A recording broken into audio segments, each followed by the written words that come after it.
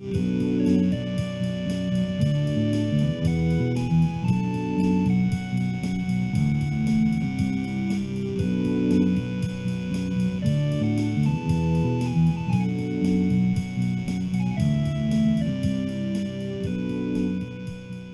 want to share some technical analysis that I've put together going into Monday morning. I think that there's still some peril ahead. I do believe that we are seeing signs of early bullish reversal, and I am leaning that way. So this analysis is going to have that bias. Do know though that there are two risks. Retail sales could be poor, and that could bode very, very, very badly for the markets. And there's some geopolitical risk too, which I won't comment on. But both of those things have the potential to completely kill the bullish reversal. Nonetheless, I'm just going to focus on the potential rise in the price because last week what felt like a bloodbath, and honestly, I think on the weekly time scale we had that vertical run down and a big nice tail on the weekly candle. It's making me think the vertical run down on the weekly time frame is over, and it's time to start looking for that price recovery on the smaller scale time frames like the 15-minute and the daily. Here we go. I have the daily pulled up on the left and a 15-minute chart pulled up on the right. On May 10th, I was pointing out that we had the beginning of a vertical run down. That becomes a valid pattern on the fourth day of a dump when the price does not overlap for 4 days. Of course, we did have a move up, a wick, and well, look at this. This is a big price overlap, and I was saying that this affects the downtrend, gives it strength, and hurts the retrace bounce from the move down. And I want to explain exactly why I said that and how that happened. So this was May 4th. This is the incoming downtrend. This is the beginning of the vertical run down where we had 3 straight days of just bloody drops, and you can see it. And you can see the opens too because they're the big pronounced declines. What happened on, what day was this? I don't know. The 10th? Yeah, that was the 10th. We had this push up, a push up, and then the big dump. Well, when you're drawing trend lines, there are two types, external and internal. I don't call reversals or trend line reversals unless an external trend line has been broken and a new trend established. So the difference between the internal and the external trend lines is whether or not the price or that trend line cuts through the price. So if you were to continue an internal trend line, that is to say that you would be cutting through the price, okay? You have your high down here, or high up here, and your low down here, and this line, this downtrend can cut through the price. And if you do that, then boom, you can say, yeah, we've had a bullish reversal to break out. But the external trend line would include that spike. And if that's the case, you can see the price hasn't broken out yet. It's trying to, but there has been a level of resistance that was established by a new downtrend, which was created by this gap up and this wick. And that's what I was saying then, and you can see it playing out now. So what this means is, moving into next week, if the markets decide just to poop themselves and go down, that's really bad. Maybe we can get a double bottom going in AMC, right? Maybe a double bottom. But let's be honest, if the markets decide to go lower, and they can, it's bad. I don't want to go there, not yet, because this bullish reversal looks like it's shaping up pretty well. So I'm thinking maybe on Monday we get continuation of the bounce, right? We had a good end to the last week, so Monday morning maybe there's more optimism, and well, maybe bad economic data hasn't come out yet, so we can probably say that, yeah, optimistically we're going to see a continued climb in the price. And I have a little bit of analysis on that. I'm going to pull it up really quickly.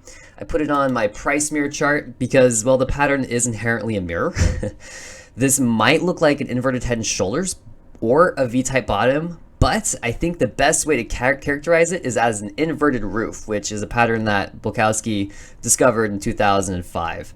That's just to say that's when he did the analysis, the statistical study that found the pattern. I like this pattern because the percentage being price target is 65%. So Bulkowski's measured rules come from, it's basically essentially just a measure of the height of the pattern, and then you take a percentage beating price target, which is a statistical likelihood of the price in the past, and you apply it to the pattern, and boom, you get a price target. So I took the low of 970 and the high up here, whatever it was, and multiplied by 65%, and then added that to the breakout price, which would be the top of the pattern. You can see that we have a significant level of resistance at 1340. And this is a good spot to add that price target to. I did it from the the top of this spike. I thought this would be a good spot to do that. And when I did that, the bullish breakout target for this pattern is 1631. And that makes a lot of sense. I've been talking about a few key levels, 14, 16, and 20. And on Friday I was thinking, yeah, we could totally rally to 20, and we could rally to 20, but it would be one of those irrational, explosive moves that AMC loves to make. And it can do it. It can. I'm not saying it will, but it can.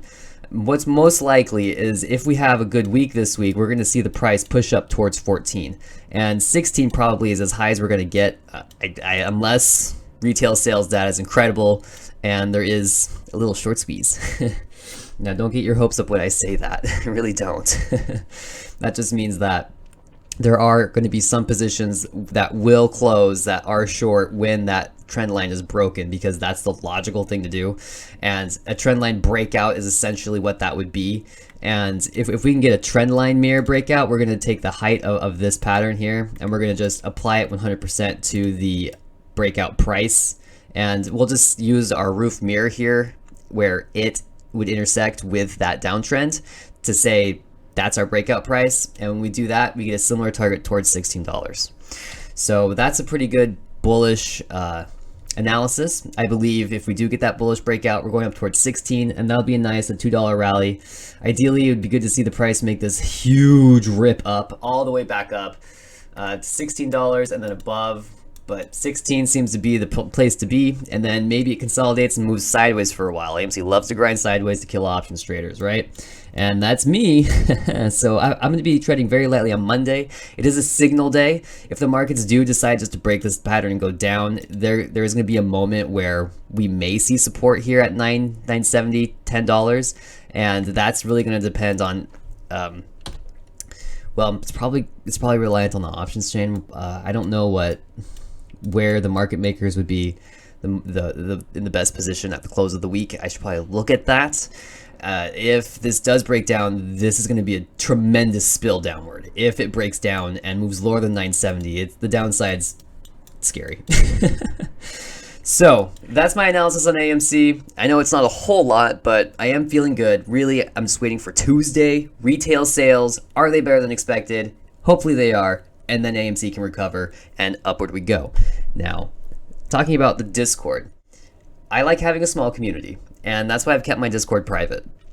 At this point, there isn't too many people in Discord, and I would like to assign roles to kind of control the amount of activity. I'm not interested in having hundreds of people talking all at once, all the gifs, all the like just that chaos does not appeal to me.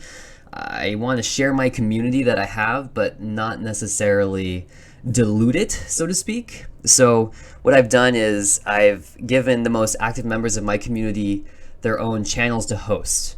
And in those channels, they can promote themselves, they can share their analysis, they can share their own narratives, whatever it is.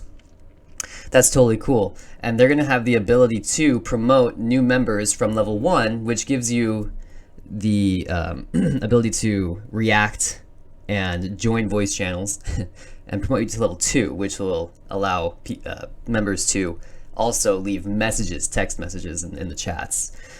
And then once you get to level 3, you can assign those roles, 1 or 2. I'm at level 4, which is mod status with exoplanetary. And we're just going to take it from there. Basically what this does is this lets people join the Discord and see what's going on, while the people that have always been in my Discord can continue to interact as we always have. And then as we decide to grow the community, we can. There isn't really a clear way for people to join the Discord as strangers and then become level 2 or even level 3. And that's by design. It's not intended to be a place where anyone and everyone can come and spam and drop whatever nonsense they want. That has never appealed to me. I want to keep it small, keep the family tight, so to speak. And I'm going to go ahead and open up the Discord, drop the link in my channel description and in the video description as well. And we'll just see how it goes. I don't know. I'm kind of nervous. I'm not gonna lie. There are some rules, of course, the Discord community guidelines, and then some other things too. I will be removing anything that looks like pump and dump. Language, text, audio, whatever it is. If it looks pump and dump, you're out of there. I don't care. I'm not dealing with any nonsense. I just don't have the tolerance for that.